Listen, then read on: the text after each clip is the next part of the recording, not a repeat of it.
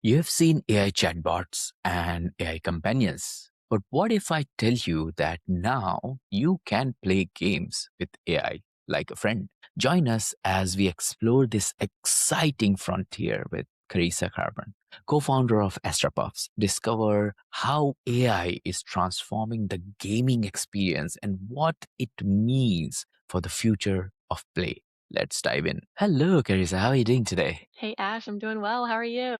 Good, thank you. Good, thank you. Carissa, before we move forward, then, do you have a favorite quote, something that motivates you, inspires you, you would like to share with our audience? Yeah, I think one that really resonates with me is attributed to Henry Ford. Whether you think you can or you think you can't, you're right. Yeah, because most of the time, if you think you can, right? And vice Exactly. versa, It's isn't it? exactly. It's so much perception. We tend to hold ourselves back. We tend to play small and I think there's a similar quote from Marianne Williamson where it's like, it's not our incompetence that we're afraid of. It's truly our greatness that we're afraid of. Because what if we go after it and we achieve more than we ever thought was possible? Indeed, indeed. Definitely. Great, great food for thought. Thank you so much for that. So, Carissa, imagine you're in a room full of founders, early stage builders, right? They're eagerly waiting for you. Most of them actually don't even know you, and they are just expecting somebody who will come on the stage and then share their life story, right?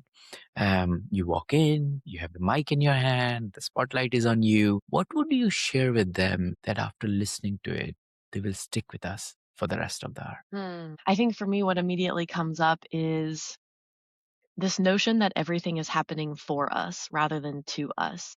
I Yeah. think that's been a really transformative lesson in my own journey is learning how to go through every single experience, no matter what it is, and see the beauty in it, whether it's painful, whether it's joyful, whatever it is, seeing it as an opportunity, as an invitation to learn more about myself, to let go of those limiting beliefs or stories. Maybe it's a rep that I need to build the strength in order to prepare for what's to come.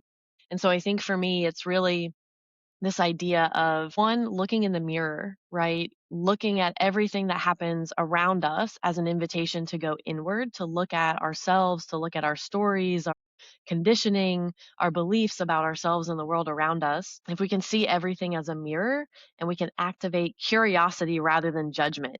I don't know about you, but I've spent so much of my life wishing something was different than the way that it was. And that resistance and that judgment took up a lot of energy that I could have been utilizing towards solving the problem or moving through it. And so for me, it's really how do we suspend judgment and activate curiosity? Indeed, indeed. That's a good one. I have always advocated for curiosity. Every time I have somebody coming on the pod, I make sure that I have an intro call before jumping on the recording. And what I've learned is every time I have these intro calls, the curiosity get seeded inside me for Mm. that particular guest, and that drives me toward the episode and tells me, okay, what I'm going to learn from this individual, and same for my listeners, right? So yeah. So Carissa, would you be able to talk more about what Astra Puffs is, who Mm. is your ideal customer persona, and why you actually came to this path?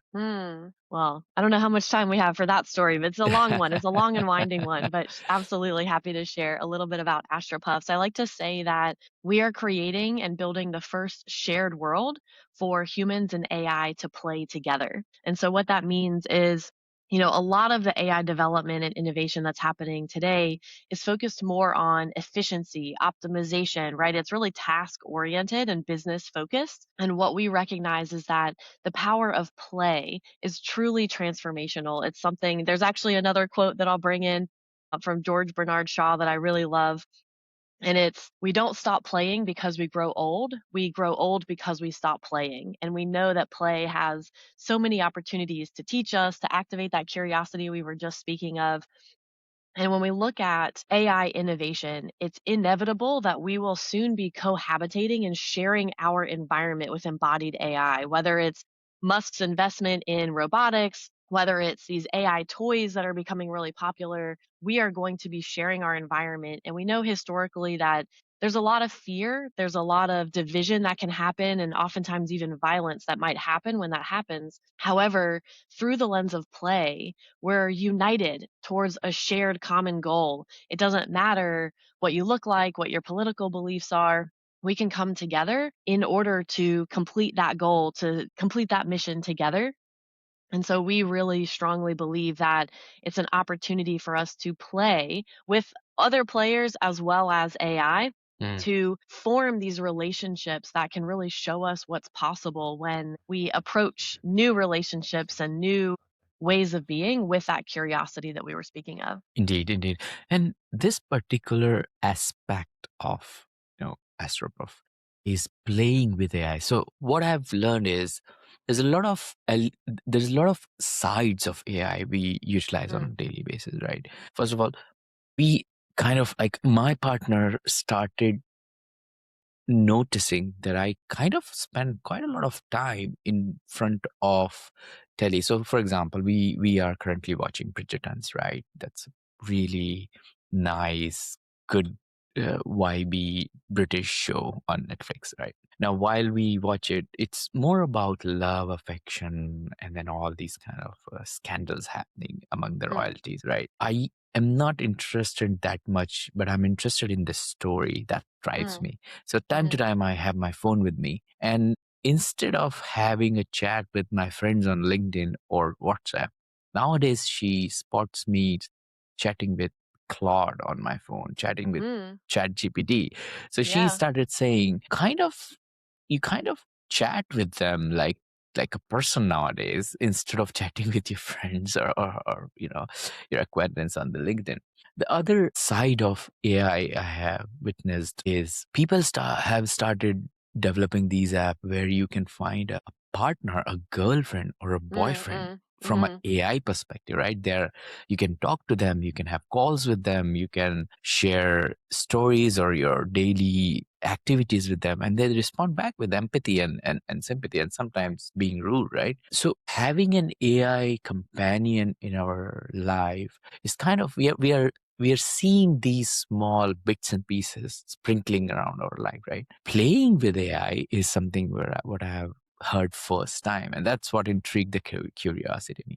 What does it actually means? Is it something like if I'm playing a car race game, instead of having a computer software with an algorithm racing against me with respect to time, it is an actual AI running against me and racing against me. So that means I could actually win, not necessarily just going fast, but with better strategies. What does it actually mean? Yeah, so for our game, I can absolutely see that being the case for, let's say, a Mm, racing game. Our game is a cozy open world multiplayer game. So, in mm, typical cozy games, think Hello Kitty Island Adventure or Animal Crossing. It's more about co oping, right? If you're in a multiplayer environment, you and I can join up in the game. We can go have adventures. We can go flying around together. We can solve puzzles. And now we actually have agentic NPCs or non player characters. So, in a typical game, for anyone who's not familiar with the gaming world, an NPC tends to be pretty static, pretty superficial. There's kind of a decision tree, if this, then that. But there's not a lot of replayability that comes from these scripted conversations. If you play the game 2 or 3 times, you start to see that repeated dialogue and it can get a little flat or boring. And so now with agentic AI, we can actually have a situation where quests unfold conversationally, right? And it's because of the friendship that you're building with these NPCs that you are now going to learn about the world. You're going to be exposed to new quests, not because there's a linear unfolding, but because you're investing the time, you're building trust with these AI companions. And they say, you know what, Ash, you and I have spent enough time together. I'm kind of getting your vibe. I'm starting to trust you. Now mm. I'm going to share with you this new quest that can be unlocked. So things can unfold conversationally. And when you're actually solving a puzzle, let's say, you can go up to this NPC, which is very novel, and you can say, hey, can you help me? Can you pull that green lever over there? Can you follow me over here? And so you can Mm, actually play the game with these NPCs that we've never been able to truly play with. very interesting. I don't know. Do you have a an Xbox or I'm more of a Sony. Nintendo girly, but Nintendo yeah, I'm girl. Okay. familiar. Yeah. Yeah, there is a game on Xbox, something like Better Together or Two Together. I don't know if you have ever came across that game. It's like if you're playing it with your partner, you have to help each other out. If you don't, you can't actually cross the stage. That is what Exactly. the only game I have bought, like with paying my real money after I got the car racing game, which is my favorite, Mm. right? And I started playing it with my partner, and it's kind of very cute and very strategic because now we do both have to think about what we are doing together, helping Mhm. each other to cross the cross. When you say that you can actually ask AI to do something with you and then the AI is performing these tasks inside the game, is it similar or am I? Yeah. Yeah. Yeah, you've got it. You've got it, Ash. Yeah. It's exactly that. There's this co-oping, and our game is multidimensional.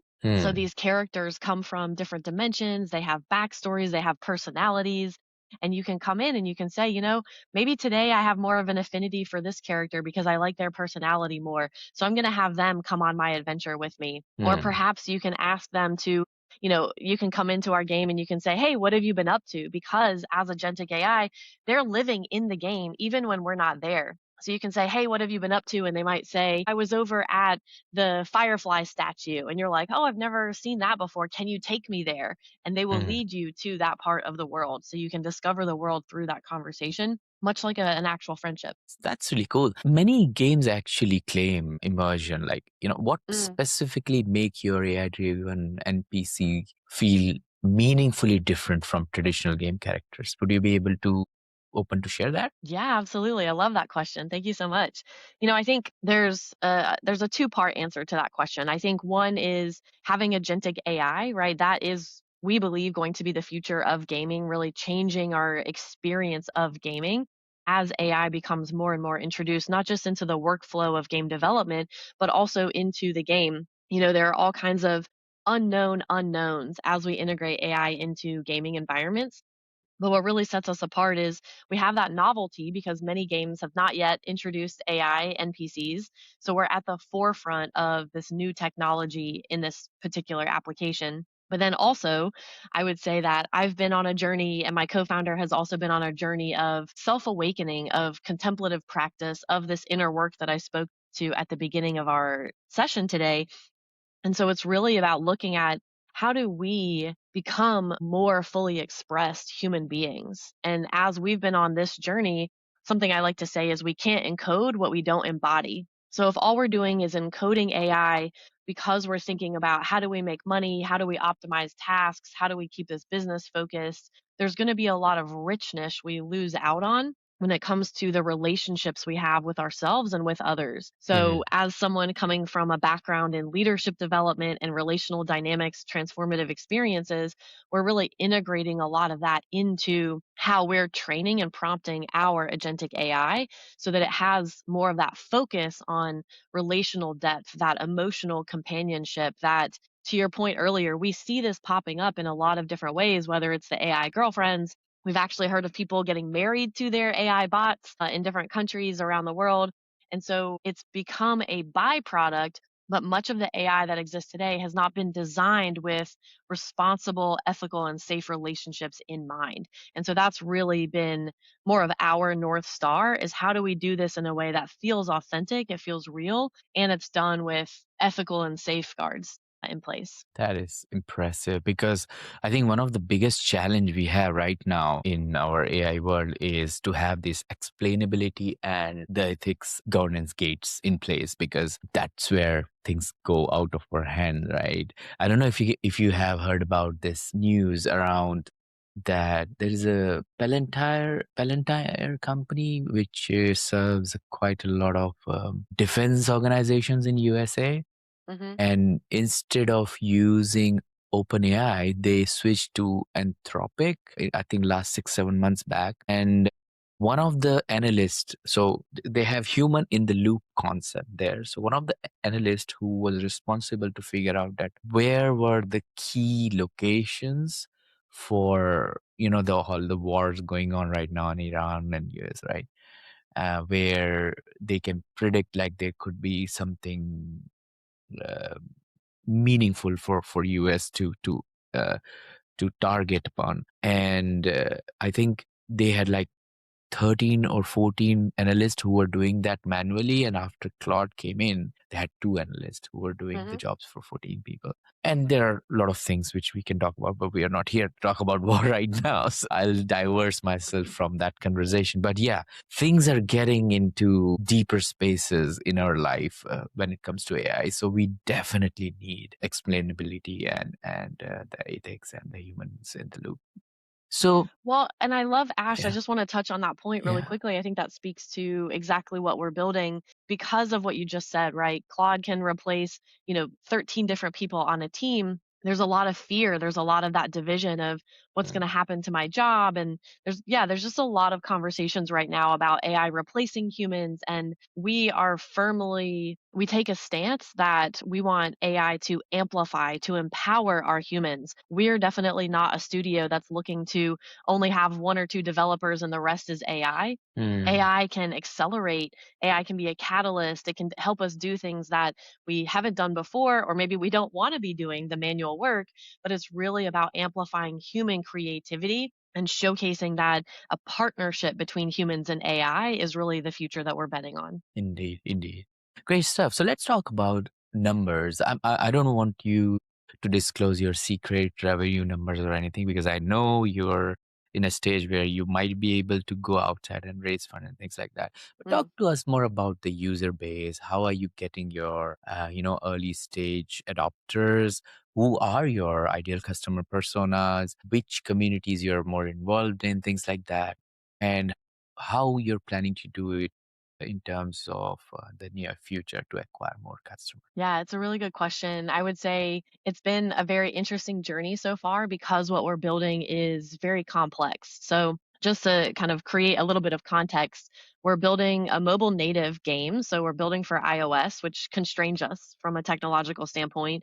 We have an AI companion layer, we have that RPG role playing game layer, and then we have a multiplayer layer on top of it. So there's a Mm, lot of complexity built into what we're doing. And so right now we haven't fully launched the game. We're in what we're calling a closed alpha. We're doing supervised play tests. So we're getting feedback from people to understand exactly what you're saying, the ideal customer persona, and how we can really start to target when we get those marketing dollars, right? How do we really get this game in front of the people who are ready for it and who want it? mm, So right now it's been a lot of kind of behind the scenes doing that work. We're not out in the public just yet. So we can't speak to, we're pre-revenue. We can't speak to, oh, this is how we're going about that go-to-market channel. But something that we're really finding is because our game has such a community focus, that's something that we're really focusing on when it comes to social media, building our Instagram, our TikTok, our Discord communities, because indie studios really have a hard time competing with, the AAA studios, the big studios that have all the marketing dollars.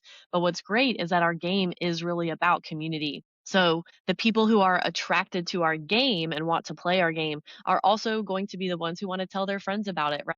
We can have those network effects because it's a multiplayer game, so we can invite people in.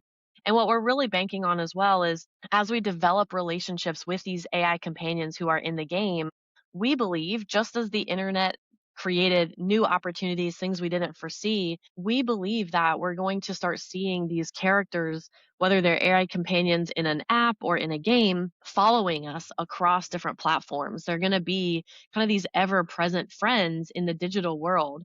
And so, if we've built a relationship with a companion in a particular game, now when it comes time to think about having a personal assistant. Well, maybe I want someone that I already trust, that already holds my memories. We already have that shared context, just as we would choose someone that we trust in real life to hire them to be an assistant or to work with us. So there's really that switching effect, that the switching costs that come into effect rather. When we think about, let's say, an email server, when we've been doing email in Gmail for many, many years, we don't want to switch. We don't want to have to move all of that data over. So we kind of have definitely. a multi-layered play of how we're bringing people in, building that trust and that relationship.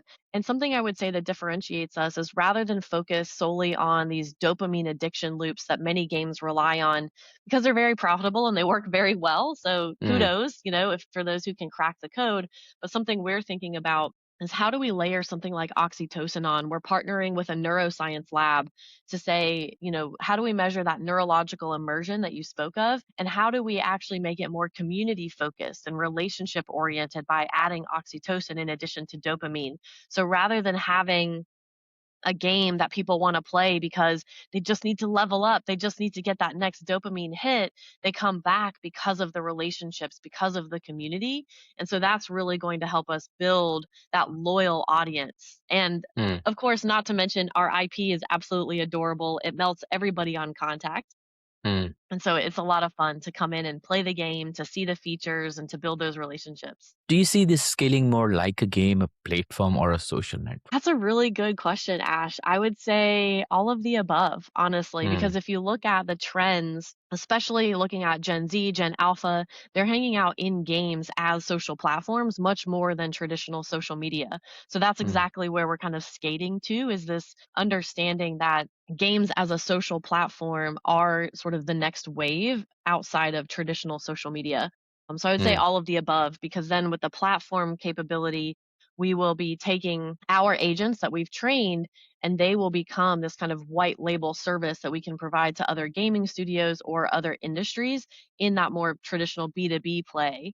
Because we now have these agents that can function in a crowd, which is very different than most of your typical AI companions that are interacting in a one to one interface. mm. They will be trained in a crowd, and just like Google's DeepMind, we're training them in that game environment. So they're going to be picking up and learning a lot faster. And we've actually just begun, I'm very excited. We've just begun training our own models. So that's very That is exciting as super well. cool. That is super cool. And you touched a little bit more about creating the community. Like, Mm, what are you doing in terms of generating content, or are you on any social media platform? What are the strategies you're using? The reason I'm asking is most of our founders, they struggle to understand what kind of content or what kind of strategies they should use to attract mm, the customers or the people who are early adopters. Gaming is a big industry, and there are big players in gaming, right? and yes. and and if a startup like yourself could go and grab attention from maybe hundreds and thousands of people, Mm. that strategy is worth listening to. So what kind of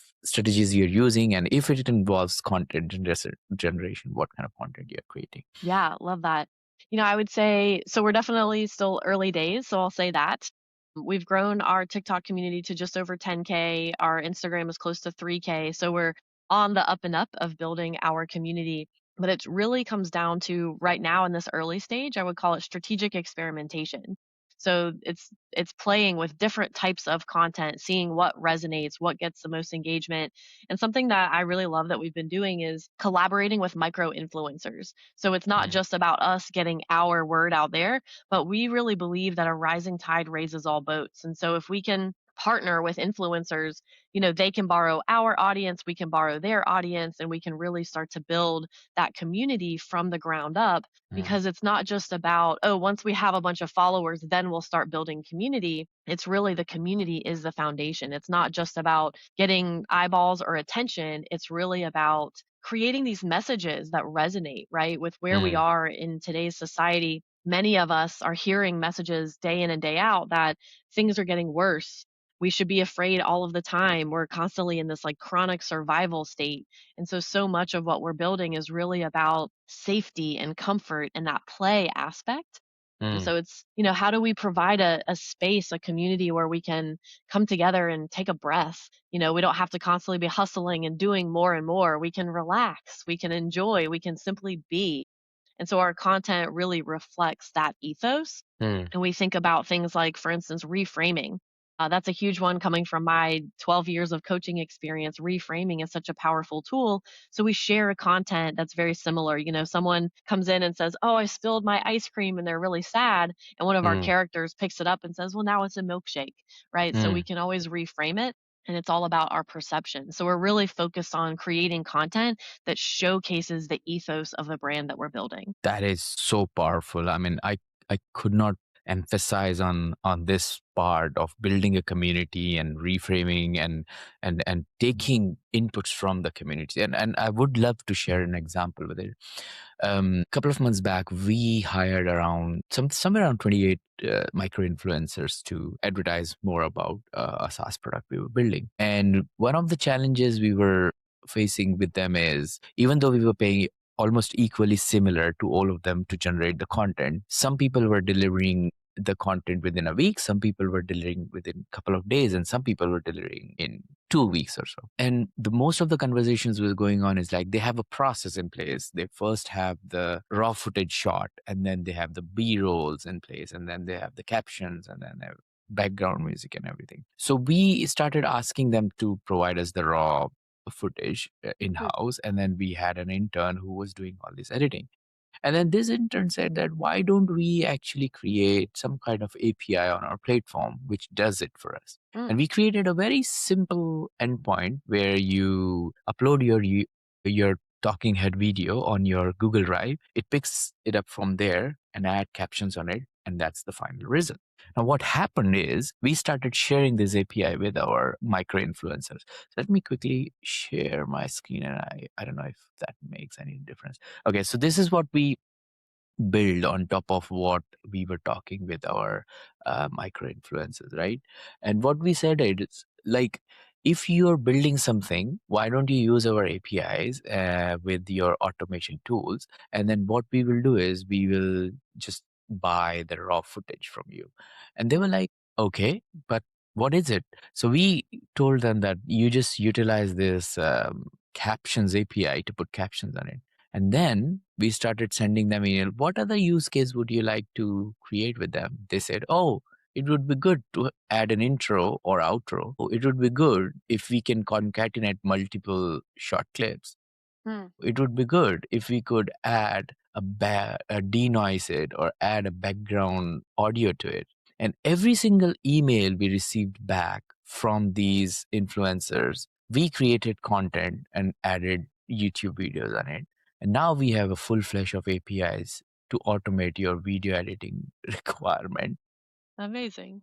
You would not believe, we never created any content which we never received an email for. And we get 10 to 15 registration every single day. Mm-hmm. Literally no SEO budget spent, no advertisement budget spent, anything. And now our organization is already thinking we should actually focus on this tool because it has more eyeballs compared to our main SaaS tool. You know what I mean, right? That is the power of community, right? Yes. Yeah. I love that example. I'm so glad you shared that story, Ash. It's really beautiful because it's really about relationships and value exchange, right? So often in today's, especially Western culture, it's about extraction, right? What can I get from you? It's about this transaction. But it's almost this paradox, right? When we let go of the transaction, when we let go of the focus on the output or what we're going to get out of it, and we focus on the relationship and the community, look at that. What do you know? Letting go of the idea of getting eyeballs or making money or whatever it is actually gets you to that result. And so I think that's a really beautiful example of creating value for people and treating it as a win-win situation. Indeed, indeed. So let's have a little bit more, let's talk a little bit more around the founder's perspective then, before we move to our quick fire round. Most tech products kind of like optimize for engagement and retention. Our game seems to be optimized for calm. Does that conflict with traditional growth models, do you think? I love that you asked that question, Ash, because no, I don't think it conflicts. I think what we really take the stance on is it's an evolution, right? It's not adversarial, it's not this or that. It's really about recognizing all of the businesses, all of the games that have come before us got us to this precise moment in time. They have helped us enable the awareness that we have, the knowledge, the opportunities that we have. And especially with, I'll call it the AI revolution, maybe a huge term to use, but we are at this huge inflection point in society where we have the opportunity to say, okay, all the things that are good about what got us here, we can keep those and move forward with them. And we can evolve, we can adapt the things that don't serve us. And so we can let go of them or we can change them. And so when it comes to those traditional growth ideas and those metrics, it's how do we say yes and? It's not Mm, one or the other. So it's how do we look at, I mean, there's already so much data out there that talks about, let's say, treating employees well, right? Reduces turnover, reduces burnout. It creates more efficiency and more output. And so there's still this traditional paradigm out there where many people think for some reason that you need to be ruthless to get ahead, that it's, my way or the highway. There's this mindset of scarcity, that there's not enough to go around. And so mm, we're really building our business, not just the game, but our business on the foundation of abundance. There's mm, enough to go around. There are the resources, and there's the genius in all of the humans who want to be part of this project. It's not about our ego. It's not about me saying, oh, this is what I did. It's really about saying, we are ready for this, right? If you look at the state when we're constantly dysregulated, we're constantly in fight or flight in survival mode, you know, I'm sure you know this, but from an evolutionary standpoint, our brains don't know how to differentiate between perceived threats and actual threats. So the stories we're telling ourselves in our mind about our boss, about the wars, about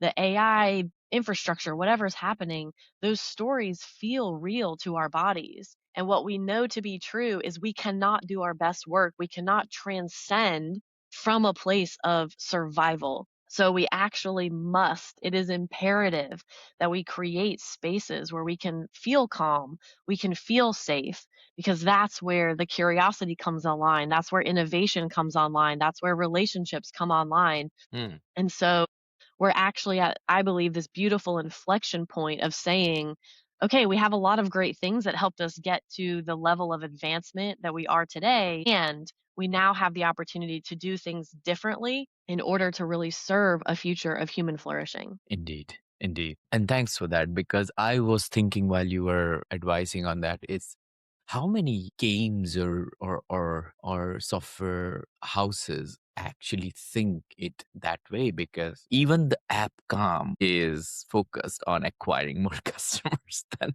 I mean, they do quite a good job with brainwave music and things like that, but their primary goal is to acquire more customers, right? It's not just about providing the space. That's great. So thanks so much, Carissa, for that. Let's move into our quickfire round. I've got six quickfire questions for you. If Okay. at any Fire stage away. you think you don't want to answer one of them, just give me a skip and then we can move on to the next one. Is that okay? Let's go. Yeah, let's Okay, go. great. Number one, what are the top three strategies in 2026 to build a community, specifically around gaming space? Top three strategies. I would say number one is believing in yourself. I think people really respond to energy. And so if I'm coming in with an energy of fear, of scarcity, of not believing in what I'm building, then people are going to pick up on that. So I think part of Right. it is truly doing something that touches a purpose in your heart. So I think that's one. I think number two is highlighting exactly the story that you just shared, Ash. It's really about providing value, right? Mm, Rather than thinking about what I can extract from someone, whether it's their attention, their money, their time, whatever it is, how do I give something rather than thinking about what I'm going to get? And then I would say the third is staying at the forefront of the technological innovation, the developments that are happening, because there are new opportunities being created every day. And there are things that maybe a few years ago we never would have imagined were possible. So staying at that forefront, I think, gives us a clue into, oh, this is a new thing that could be used to serve my community. So really showing up in service of that community. mm. And I think going forward, even the big brands are doing the same. Going forward, you have to have a community around your business, because that's the way forward is, specifically pointing out towards what AI is doing in terms of creating all these AI slop and everything. So the Mm. value you're going to get going forward in the future is the community, the people who being in the same space and who care about the same cause, right? So that's really cool. What book would you recommend to our audience and why? I would recommend The Surrender Experiment by Michael Singer. That book Okay. transformed my life about 5 years ago when I read it.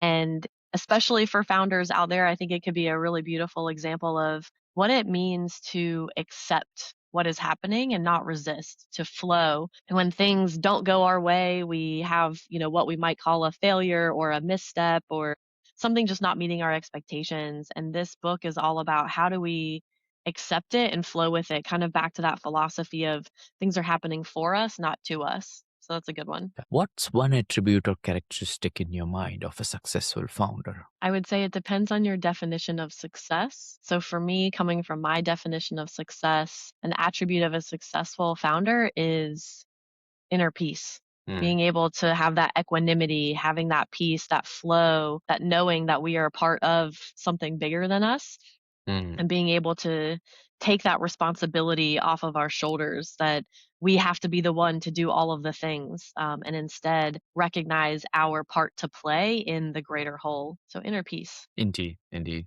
What's your favorite personal productivity tool or habit? I love voice notes for tracking things rather than manually, whether it's with agents, sending voice notes to agents for things that need to get done, or just my own audio journaling, things to remember to kind of clear out of my mind to create the Mm. space I need to focus. Being able to speak it out loud is a really beautiful tool for me. Awesome, great stuff. What's a new or a crazy business idea you would love to pursue if you had time? Let's see, a new or crazy business idea. I'll say this one's a crazy idea because I don't immediately know how we'd make money from it. So maybe it's not Mm, really a great business, but something that brings us together to simply be, to leave the phones at the door, the to-do list, the accomplishments, the I feel like especially in the San Francisco Bay Area, the first question we ask is, "What do you do?" "Oh yeah, what's your name? Tell me more about who you are." And I think there's a really beautiful energy behind it. This desire to really be at that forefront of innovation, but I would love to create spaces where we simply just connect as human beings outside of any of the noise outside of us. awesome, awesome. What's an interesting or fun fact about you that most people don't know? I'm a pretty open book, so it's hard to say what Mm, most people don't know about me. I would say something that you don't know just by meeting me or looking at me is that a couple years ago, my life sort of blew up. I went through a divorce, quit my job, sold my house, went on a 6-month sabbatical. And that was really what helped me create the space to step into life as a full time founder. It's something that I've been an aspiring entrepreneur, a wantrepreneur, if you will, for the last mm. 15 years. And while I was going through that really hard time a couple years ago, I didn't know what was gonna happen, but because I have adopted this mindset of things happen for me, not to me, I trusted that something would be revealed, something better would come together, and now I have a beautiful partnership, and I'm living that full-time founder life that I always dreamed of. Awesome. And you are one of the ideal person or founders who listen to our show should listen to this pod episode and get inspired by, because there's a Hmm. lot of people who think that if they have some kind of challenges or setbacks in their life, you're done, but that's not the Mm. case. It's always about how you bring yourself back into the current, right? That's how you go across the oceans and meet wonderful people, um, and make a life out of your challenges. So that's the This is that's the a best part. this is a quote that's not a famous quote from somebody else, but it's something that I've been sitting with really recently that I came up with. "If freedom is the destination, uncertainty is the path." Definitely. Oh, I love it more than the one you shared in the in the beginning. Great stuff. Cool.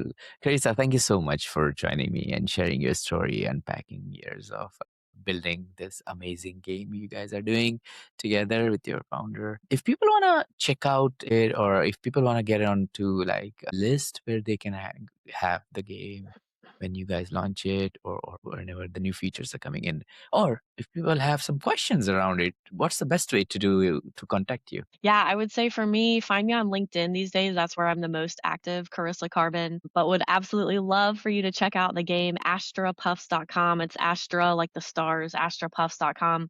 And we are actively looking for people to beta test with us. So would love for you to go to our website, sign up for our wait list, and we're going to be rolling out playtests pretty soon. So if you want to be part of not just seeing it early, but be part of that co-creative process and really incorporating your feedback. We would love to hear your voice and have you get in the game with us so we can play. Well, Carissa, thank you so much for joining us today and sharing your inspiring journey. It's been an absolute pleasure having you on Founders Podcast. Thank you so much, Ash. It's been an honor and a pleasure. Really appreciate it.